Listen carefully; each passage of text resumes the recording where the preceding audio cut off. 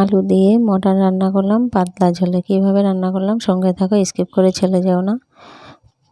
তেজপাতা শুকনো লঙ্কা ফোড়ন দিয়ে পেঁয়াজটা একটু ভেজে নিয়েছি, তারপর রসুন দেবো। রসুনটা ভাজা হয়ে গেছে, এবার একটু আলু দেবো, আদা বাটা দেবো, টমেটো কুচি দেবো, দিয়ে এবার দিয়ে দেবো পরিমাণ মতো লবণ আর হলুদ, দিয়ে মটনটা তুলে দেব। এদিকে আমি মশলা বেটে রেখেছি, জিরে ধনে আর কাঁচা পাকা লঙ্কা। মশলাটা এবার দিয়ে দেব, দিয়ে একটু কষিয়ে নেব।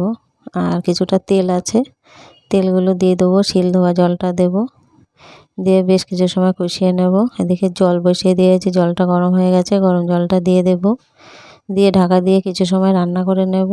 কিছু সময় রান্না করে নেওয়া হয়ে গেছে, এবার একটু গরম মশলা দিয়ে নামিয়ে নেব। পাতলা ঝোলে আলু দিয়ে মটন রান্না করলাম। কেমন হয়েছে কমেন্টে জানিও, ভালো লাগলে লাইক কমেন্ট শেয়ার করে দেবে।